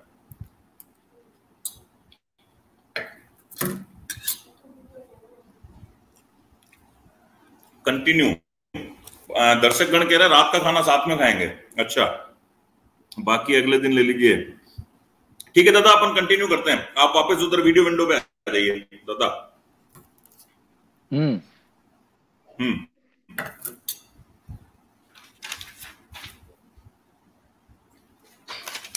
आप हर चीज में मुफ्तखोरी को प्रमोट क्यों करते हैं? मतलब हर चीज फोकट में क्यों चाहिए? मुफ्तखोरी को promote? Zero budget, zero budget, पूरा ग्रुप बनाया 15,000 लोगों का, जीरो बजट का। देखिए, जो लोग जीरो बजट को समझते नहीं हैं वो ऐसा समझते हैं। जीरो बजट इज नॉट मुफ्तखोरी। और इस पे मुझे बड़ा ताज्जुब हो रहा है कि इस पे इतना कुछ लिखा गया है उस ग्रुप में कि एक्चुअली जीरो बजट है क्या। देखिए, मुझे एक बात बताइए कि एक्चुअल जो जीरो बजट ट्रैवलिंग है वो होती है जब कोई ट्रैवलर लंबे समय के लिए घर से निकलता है। लंबे समय मतलब महीना, 2 महीना, 4 महीना, साल, 2 साल। आपको ध्यान होगा कि वो जब गांधी जी साउथ अफ्रीका से वापस आए थे तो गोखले ने उनसे कहा कि वकालत बाद में करना, पहले जाओ भारत को देख के तो आओ कि आखिर भारत है क्या। और हमारी जो एजुकेशन सिस्टम है उसने हमारे बच्चों को इतना बांध दिया है, दिन रात रटो रटो रटो, एक फर्जी एग्जाम दो, उस एग्जाम में नंबर लाओ, फिर अगली क्लास में लाओ, पहले स्कूल जाओ, स्कूल से आते ही कोचिंग जाओ, कोचिंग से आते ही होमवर्क करो और रात को 11 बजे सो जाओ, अगले दिन सुबह स्कूल चले जाओ। जो बच्चे को इंक्विजिटिव, जो बच्चे की जिज्ञासा का जो समय होता है उसको तो हम इस रटंत विद्या वाली सारी एजुकेशन में 17 साल खराब कर देते हैं बच्चे के। तो हम ये कहते हैं कि नहीं, 12वीं कराने के बाद बच्चे को कम से कम 1 साल का ब्रेक लेना चाहिए, कम से कम 1 साल का, 12th करने के बाद, और पूरा देश घूम के आना चाहिए। और लग्जरी ट्रैवल में नहीं, अनप्लान्ड जनरल क्लास ट्रेवल में बच्चे को अपने को 1 साल के लिए छोड़ दीजिए और वो पूरा देश घूम के आए। अब आप बताइए कि वो जो बच्चा 1 साल के लिए, अगर आप किसी 17-18 साल के युवक को पूरा देश घुमाना चाहते हैं, वो लग्जरी ट्रेवल करेगा क्या? उसका ट्रेवल मोड क्या होगा? और 1 साल तक कोई लगातार घूम सकता है क्या? आप तो ट्रेवलिंग के बिजनेस में हो ना। 4 दिन का पैकेज कितने का बनाते हो आप बताओ? आपका 4 दिन का पैकेज 25,000 का होता है कि नहीं होता है? तो अब आप लोग की प्रॉब्लम क्या है कि हम ये कह रहे हैं कि भैया 4 दिन में जो तुम 25,000 रुपए खर्चते हो इसको ट्रेवल नहीं बोलते, ये तो टूरिज्म है। अगर घुमक्कड़ी करनी है, देशाटन, इसको हम लोग देशाटन बोलते हैं, अगर देशाटन करना है तो 4 दिन में 400 रुपए खर्च के देश घूमना सीखो। तो ये 4 दिन में 400 रुपए में अगर आप घूम रहे हैं तो ये है जीरो बजट ट्रेवलिंग है। कि अच्छा, उसमें भी बहुत से, मैं हजारों लोगों को, ऐसे लोगों को जानता हूं जो सालों घूमते हैं और उनकी जेब में अपना 1 पैसा नहीं होता और वो प्रतिदिन 100-200 रुपए कमाते हैं। जीरो बजट ट्रेवलिंग का मतलब जानते हैं क्या होता है? कि आप आए, मनाली में 1 हफ्ता रहे हैं, मनाली में आए 1 हफ्ता रहे। अब मेरे, मान लीजिए मैं आपको बता रहा हूँ, मेरे कैंप में आए, उन्होंने बोला जी ऐसा है कि मैं आपके कैंप में सर्विस कर दूंगा, मैं आपके कैंप में बर्तन धो दूंगा, मैं आपके कैंप में आपके सारे कपड़े धो दूंगा, 1 हफ्ता आप मुझे रहने की जगह दे देना है और मेरे को खाने के लिए खाना दे देना, I will work for food. ठीक, मैं 1 हफ्ता आपके यहाँ रहूंगा, मनाली में रहूंगा, मैं मनाली भी घूम लूंगा और 1 हफ्ता मेरे रहने खाने की सुविधा आप दे दीजिएगा। This is zero budget travelling, ये मुफ्तखोरी नहीं है। उसके बाद देखिए, हमारे देश में जो एक्चुअल जो शिक्षा व्यवस्था रही है वो क्या रही है? गुरुकुल पद्धति। गुरुकुल पद्धति में गुरुकुल के पास अपनी जमीन होती थी, अपनी गायें होती थी, अपनी बच्चे खेती करते थे और पढ़ते थे। प्लस जब अनाज कम पड़ जाता था तो बच्चे अगल बगल के गांव में भिक्षा लेने जाते थे और हर घर के सामने जो ब्रह्मचारी है वो अपना कमंडल और अपना पात्र आगे कर देता था और बोलता था भवती भिक्षान्न देहि, हे माता भिक्षा दो। और जो भी उससे अनाज, आटा, चावल मिलता था वही आके गुरुकुल में खाना बनता था। तो हमारे यहाँ ब्रह्मचारी भिक्षाटन कर विद्या ग्रहण करना, ये हमारे देश की परंपरा रही है और स्थापित परंपरा रही है। आज की जो आप मॉडर्न एजुकेशन सिस्टम देख रहे हैं ये तो 100 साल पुराना है ना, 200 साल। आप बताइए इससे पहले तो हमारे देश में गुरुकुल पद्धति ही थी। तो आखिर वो क्या थी? That was zero budget. हमारे देश में इतना ज्यादा देशाटन का जो है, पूरे भारत भ्रमण का देशाटन की जो परंपरा रही है, हमारे साधु सन्यासी, हमारे भिक्षुक, हमारे बौद्ध भिक्षुक और हमारे जितने भी ये ट्रैवलर्स रहे हैं, ये कौन सा बजट लेके चलते थे? आप बताइए। ये आपकी जो मॉडर्न ट्रैवलिंग की जो ये जो आपकी जो आज टूर एंड ट्रैवल इंडस्ट्री है, ये कितने साल पुरानी है? कितने साल पुरानी है बताइए? 10, 20, 50 साल पुरानी, 100 साल पुरानी? परंतु देशाटन की परंपरा ये तो 10-20 साल पुरानी है यार। आप लोगों का जो टूरिज्म है 50 साल होगा, 25। परंतु हमारी जो देशाटन की परंपरा है, सुनिए, देशाटन की जो परंपरा है वो तो हजारों साल पुरानी है। That was zero budget. तो मतलब जुमा जुमा 20 साल आप लोगों की उम्र है, 30 साल, और आप हमको पढ़ा रहे हो कि जीरो बजट क्या होता है? 1000, 5000 साल पुरानी परंपरा है हमारी। आज भी हमारे साधु सन्यासी पूरे देश में घूमते हैं। कौन सा बजट लेके घूमते हैं? आप बताइए। तो वो जो आप हमारे संदेश देना चाहते थे, क्या वो पाया? बिल्कुल। मेरा आपने उस कॉन्सेप्ट को ध्यान से पढ़ा ही नहीं। आपने नाम सुन के उस कॉन्सेप्ट को रिजेक्ट कर दिया। मैंने उस विषय पे कम से कम 20 पोस्टें उस ग्रुप में लिखी हैं, आज भी होंगी, पढ़ लीजिए, कि अपने बच्चों को टूरिज्म से बचाइए, देशाटन पे भेजिए, एंड देशाटन has to be zero budget. अपने बच्चों से बोलो रास्ते में काम करें, 100 रुपया रोज कमाएं, उससे भारत घूमें। क्यों? क्योंकि मैं 5000 साल पुरानी परंपरा, 5000 साल पुरानी परंपरा जो है देशाटन की, वो है जीरो बजट। ये नीरज भाई का सवाल है। आप प्रॉब्लम नहीं, रुकिए, आपके साथ एक प्रॉब्लम है। आप लोग हैं 5-4 दिन में 25,000 रुपए वसूलने वाले। अब आपको लगता है यार ये तो बहुत गलत लोग आ गए मैदान में। हम तो साले 4 दिन के 25,000 रुपए वसूलने की प्लानिंग बना रहे थे। ये कहते हैं 4 दिन में 1000 रुपए भी खर्च नहीं होगा, 400 रुपए में हम घुमा देंगे। आप लोग इसलिए थोड़ा सा ना इनसिक्योर फील करते हैं। ये टूरिज्म इंडस्ट्री जीरो बजट वालों से इसलिए इनसिक्योर फील करती है। और आपको एक बात बता दूं, आपको सुनिए, अभी आपको लेटेस्ट ट्रेंड पता नहीं है मार्केट का। ऋषिकेश में मनु भाई से पूछ लेना, कैंपों, अभी जब ये कोरोना आया उससे पहले फरवरी तक कैंपों में तिल रखने की जगह नहीं थी, होटल सब खाली पड़े हुए थे, और कैंप्स में तिल रखने की जगह नहीं थी। ऐसा नहीं है, एक आप बहुत बड़ा ऋषिकेश में रिजॉर्ट भी सैटरडे संडे को उतने ही फुल है जितने टेंट फुल है। आज भी 4000 रुपए देकर के रहने वाला एक पूरा वर्ग अलग है, जीरो बजट का पूरा वर्ग अलग है, पूरा मार्केट डाइवर्ट नहीं हो रहा है।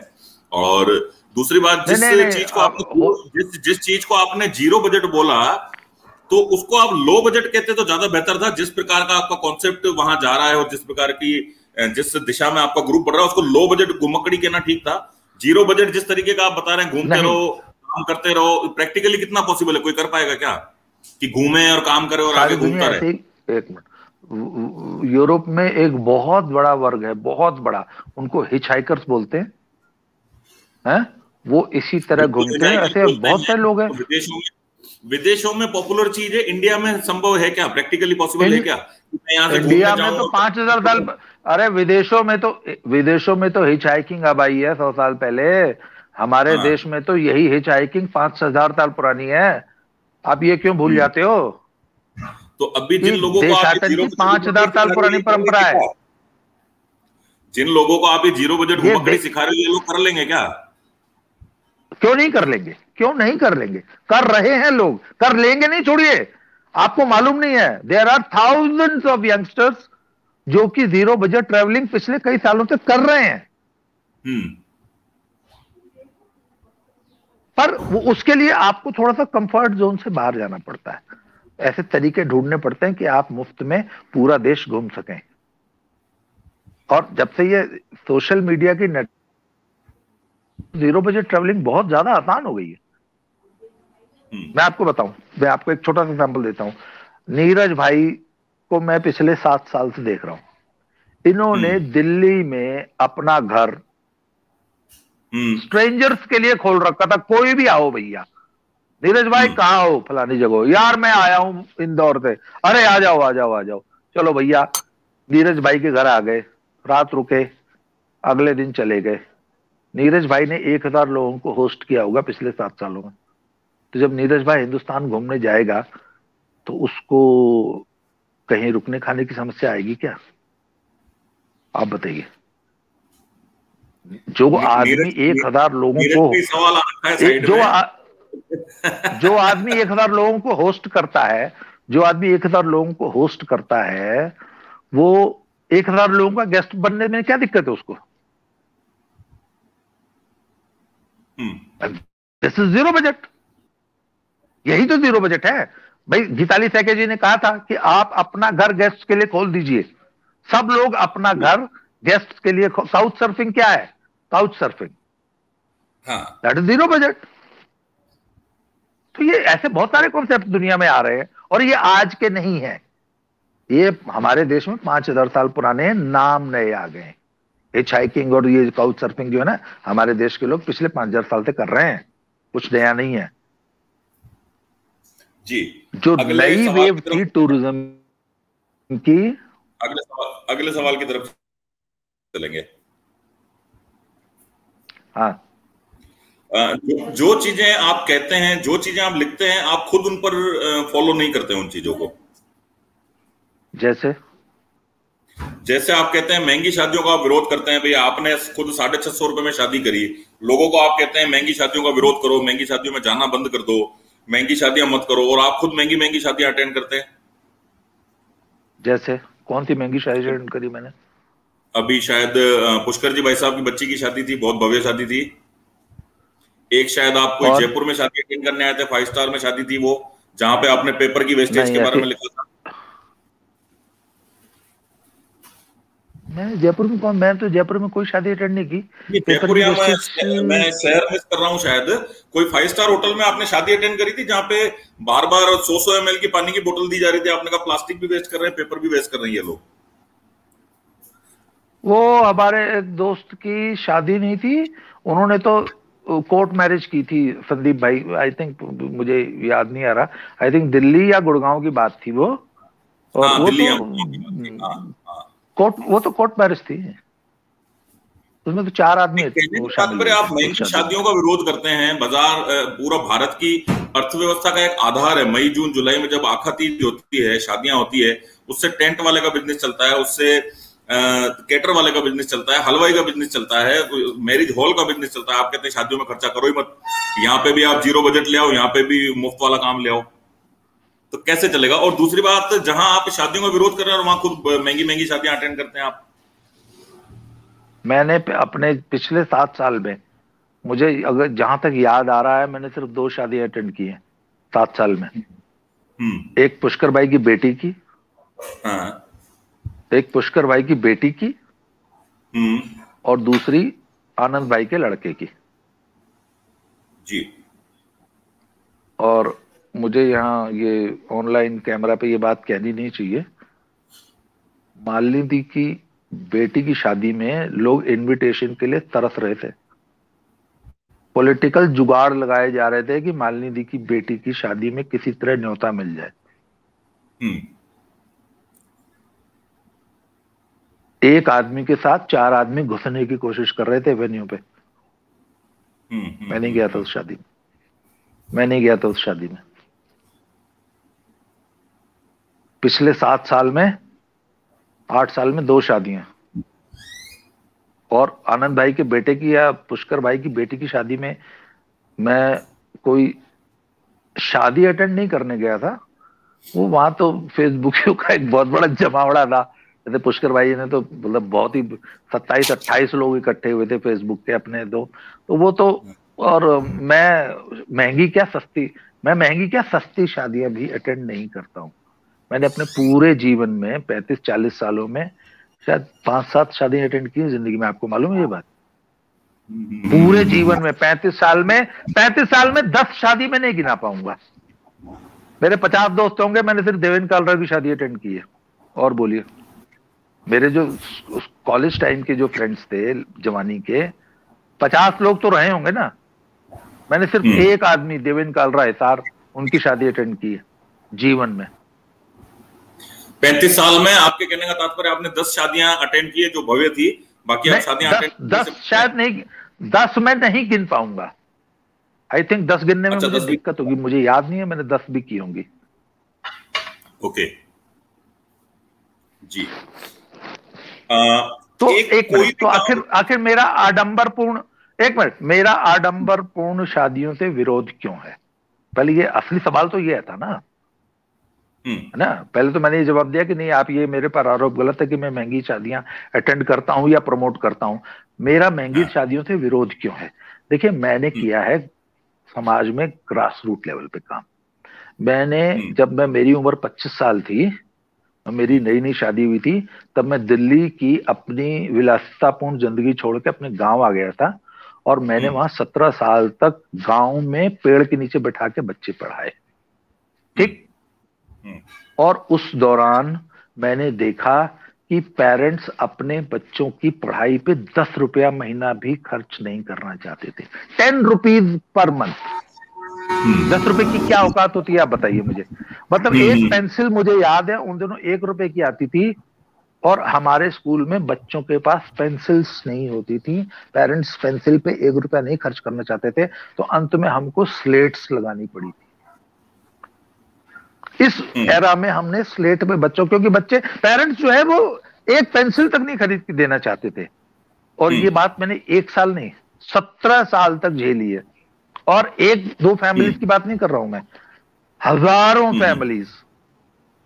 और मेरे एक स्कूल में एक पेरेंट ने, मैं आपको एक लाइव एग्जांपल बता रहा हूं, अपनी बच्ची को, अपनी बेटी को मेरे यहाँ 3 साल पढ़ाया। वो 7-8 साल की थी तब मेरे यहाँ आई, तो उसको 7-8 साल की उम्र में हमने ABC पढ़ना सिखाया।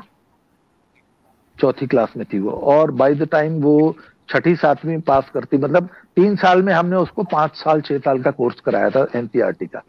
3 साल हमारे यहाँ पढ़ी वो, हमने उसको 6th क्लास की NCERT की बुक पढ़ा दी थी। उसके बाद उसके फादर ने उसको विड्रॉ कर लिया हमारे यहाँ से, और सरकारी स्कूल में डाल दिया। सरकारी स्कूल में क्यों? क्योंकि हमारे यहाँ 40 रुपया महीना फीस लगती थी हमारे स्कूल में। और ये बात कब की है? 96 के आसपास की।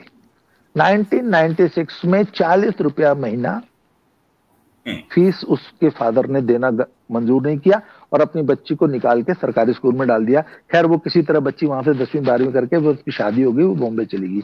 एक दिन वो आई, तो मैंने पूछा, बेटा क्या करते हो वहां पे? मुझे बोले जी मैं ट्यूशन पढ़ाती हूँ। मैंने पूछा किस चीज की ट्यूशन पढ़ाती हूँ? तो बोले मैं इंग्लिश और सोशल साइंसेज और ये सब जो है 3rd 4th 5th 6th के बच्चों को पढ़ाती हूँ। तो मैंने कहा तुम इंग्लिश में पढ़ा लेती हो? कहते हाँ पढ़ा लेती हूँ। कहते चाचा, जो 3 साल आपने मुझे पढ़ा दिया ना, वही मेरे जीवन का टर्निंग पॉइंट था। उसी 3 साल में मैंने इतनी इंग्लिश पढ़ ली थी कि आज मैं बॉम्बे में 5th 6th क्लास के बच्चों को, इंग्लिश मीडियम स्कूल के स्टूडेंट्स को इंग्लिश में ट्यूशन पढ़ाती हूँ। और सर, उस बच्चे की पढ़ाई पे 40 रुपया महीना उसके बाप ने खर्च नहीं किया। पर उसी लड़की की जब शादी हुई थी, तो मुझे याद है, क्योंकि वो मेरे पड़ोस में, मेरे खुद अपनी ताऊजी की फैमिली की मैं बात कर रहा हूँ, उस लड़की की शादी में उस जमाने में 10 लाख रुपए खर्च हुए थे। तो जिस बच्ची की एजुकेशन पे आपने 40 रुपया महीना खर्च नहीं किया, उसकी शादी में एक दिन के लिए आप राजा बन रहे थे, बड़प्पन दिखा रहे थे, और 10 लाख रुपए आपने एक दिन में खर्च कर दिए। लोगों को छेने के इतने बड़े बड़े पीस, 6 पीस जो है मिठाई खिलाई गई थी, जो कि लोगों से खाई नहीं जा रही थी, क्योंकि 6 पीस, बड़े बड़े पीस बहुत ज्यादा हो जाते हैं। तो मतलब इन आडंबरपूर्ण आयोजनों से अच्छा है कि आप अपने बच्चों की एजुकेशन पे, उनकी अच्छी बैलेंस डाइट पे, उनकी पर्सनैलिटी डेवलपमेंट पे पैसा खर्च कीजिए। ये आडंबरपूर्ण जो आयोजन है, ये जीवन में एक बार होते हैं, परंतु आप अपने बच्चे की एजुकेशन पे जो बेसिक खर्चा करते हैं, मैं कहता हूं कि आप उस लड़की की शादी में 10 लाख रुपया ना खर्च करते, परंतु उसकी पढ़ाई पे 2,000 रुपये महीना खर्चते। उस लड़की की लाइफ में क्या चीज ज्यादा वैल्यू ऐड करती? वो एक दिन का शानदार तंबू, बैंड बाजा और एक दिन की शान शौकत, या सारी जिंदगी में जो आपने उसको एक अच्छी जिंदगी, अच्छा पर्सनालिटी डेवलपमेंट किया, अच्छी उसको बैलेंस डाइट खिलाई? आपको गांव की अपने ईटिंग हैबिट्स की स्थिति मालूम है? कितना ज्यादा मेल न्यूट्रिशन है। मैं ऐसे लोगों को जानता हूं जो अपने बच्चों को जीवन में कभी पाव भर दूध नहीं, 250 ml दूध अफोर्ड नहीं कर पाए जीवन में, कभी उनके बच्चों ने पाव भर दूध नहीं पिया गांव में, पर उसी बच्चे की जब शादी हुई तो 10 लाख रुपए खर्च की। क्या इंपॉर्टेंट जी, इस विषय से और आगे बढ़ेंगे। मैंने ग्रास रूट लेवल पे दादा आगे बढ़ेंगे, लंबी हो गई इस पे चर्चा, छोड़ना पड़ा था। तो ये जो सारी सीरियसली तो हो जाएंगे आई थिंक। सीरियसली तो आप खुद की किसी बात को लेते ही नहीं हो ना, 2 महीने से ज्यादा तो टिकते ही नहीं हो किसी चीज पे आप। नहीं, ऐसी बात नहीं कि ये भी लोगों की एक बहुत बड़ी गलत फहमी है कि भाई आप किसी काम में घुसेंगे तो ऐसे घुसेंगे, पूरी फोर्स लेके घुसेंगे, और छोड़ देंगे तो तुरंत छोड़ देंगे। 17 साल तक एक आदमी बच्चों को पेड़ के नीचे बैठा के पढ़ाता रहा, बिना किसी ग्लैमर के और बिना किसी लग्जरियस लाइफ के। 17 दिन नहीं, 17 घंटे नहीं, 17 साल। और आप कहते हैं कि आप किसी काम में टिकते नहीं हो। मैंने अपने बच्चों को, मैंने बोला ना कि आई वाज हाउस हस्बैंड, और 10 साल तक मैंने सुबह 4 बजे से लेकर रात को 11 बजे तक एक हाउसवाइफ की तरह अपने बच्चों के साथ काम किया, घर में औरतों की तरह। आप इन दिनों के आपके नेचर की बात करें, आप बहुत ज्यादा फोर्स से किसी काम में एंटर करते हैं और बस अचानक से एग्जिट कर जाते हैं। आपके मसाले के काम को ले लीजिए। नहीं, मैं ये आप लोग, हाँ, ये आपकी बहुत बड़ी गलतफहमी है। असल में आप लोगों को लगता है कि मैं कोई भी काम जब एग्जिट करता हूं तो उसमें मैं करता हूं। नो, मैं खुद कभी भी जीवन में कोई काम नहीं करता हूं। I never do a work. तो ये थे दद्दा अजीत सिंह हमारे साथ में, इनके साथ थी हमारी ये TFS चौपाल। होने को तो ये कार्यक्रम 1 घंटे का होना था, लेकिन दद्दा की किस्सा गोई का जो एक तरीका है, एक जो बात बताने का अंदाज है, उसकी वजह से कार्यक्रम 1.5 घंटे चला। और मैं दद्दा अजीत सिंह को बहुत बहुत धन्यवाद देना चाहूंगा कि इस कार्यक्रम में वो आए। उन जैसी पर्सनैलिटी जिनका आज तक जैसे चैनल इंटरव्यू ले रहे हैं और वो मेरे छोटे से प्रोग्राम में पधारे, उसके लिए बहुत बहुत धन्यवाद। और मैं उन पाठकों का भी धन्यवाद देना चाहूंगा जो इतने लंबे वीडियो को देख करके यहाँ तक आए हमारे साथ में। और TFS की चौपाल ऐसे ही जारी रहेगी, लेकर के आएंगे विभिन्न हस्तियों को, बातचीत करते रहेंगे उनके साथ। आप देखते रहिए TFS की चौपाल। और अगर आपको ये कार्यक्रम पसंद आया हो तो जरूर मेरे चैनल को सब्सक्राइब कीजिए, सब्सक्राइब के बटन को क्लिक कीजिए और बेल आइकॉन दबा दीजिए, ताकि कोई भी वीडियो यदि मैं अपलोड करता हूं तो आपको उसकी सूचना मिलती रहे। मेरे पाठकों को मेरा दिल से प्यार। मैं TFS आपका बहुत बहुत धन्यवाद अदा करता हूं।